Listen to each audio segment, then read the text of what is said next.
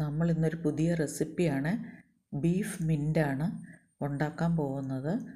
ഒരു കുക്കർ അടുപ്പിൽ വെച്ച് എണ്ണയൊഴിച്ച് ചൂടാകുമ്പോഴത്തേക്കും മസാല കൂട്ടുകളെല്ലാം കൂടി ഇടുക. അത് പൊട്ടുമ്പോഴത്തേക്കും ഇഞ്ചി, വെളുത്തുള്ളി, പച്ചമുളക് മൂന്നും കൂടി മിക്സിയിൽ നന്നായിട്ട് അരച്ചത് എണ്ണ തെളിയുന്നത് വരെ ഇളക്കുക. അതിനുശേഷം മിൻറ്റും മല്ലിയിലയും കൂടി മിക്സിയിൽ അരച്ചത് എണ്ണ തെളിയുന്നവരെ വീണ്ടും ഇളക്കുക. എണ്ണ തെളിഞ്ഞ് കഴിയുമ്പോഴത്തേക്കും സവാള അതിലേക്ക് ഇടുക.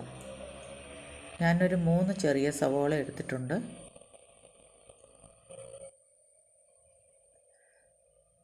ബ്രൗൺ കളറാവുന്ന വരെ വഴറ്റണമെന്നില്ല.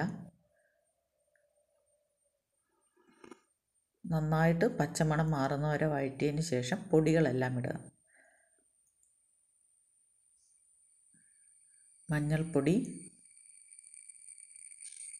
കുരുമുളക് പൊടി,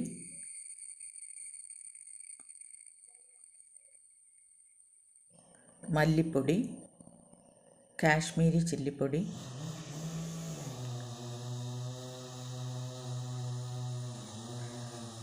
ബീഫ് മസാലപ്പൊടി എല്ലാം കൂടി പച്ചമണം മാറുന്നത് വരെ നന്നായിട്ട് ഇളക്കുക. അതിലേക്ക് ടൊമാറ്റോയും കൂടെ ഇട്ട് ഇളക്കുക.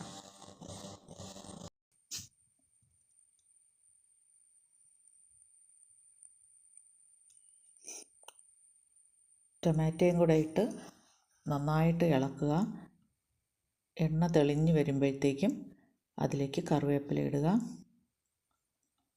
കറിവേപ്പില ഇട്ട ശേഷം നമ്മൾ കഴുകി വൃത്തിയാക്കി വെച്ചിരിക്കുന്ന ബീഫും കൂടെ അതിലേക്ക് ഇടുക. ബീഫ് അതിലേക്കിട്ട് അതും മസാല കൂട്ടും പിടിക്കത്തക്കവണ്ണം നന്നായിട്ട് ഇളക്കുക.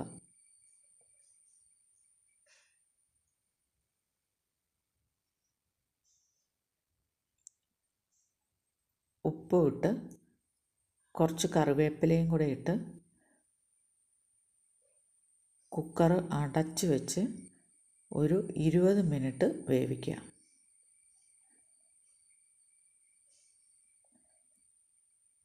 അതിനുശേഷം കുക്കർ തുറന്ന് നോക്കുമ്പോഴത്തേക്കും നമ്മുടെ ബീഫ് റെഡി ആയിട്ടുണ്ട്. എണ്ണ തെളിഞ്ഞ് നല്ല ടേസ്റ്റാണ്. ചോറിൻ്റെ കൂടെ കഴിക്കുന്നതിനേക്കാളും ബെറോട്ട, അപ്പം, ചപ്പാത്തി ഇതിൻ്റെ കൂടെയൊക്കെ കഴിക്കാനാണ് ഏറ്റവും നല്ലതാണ്.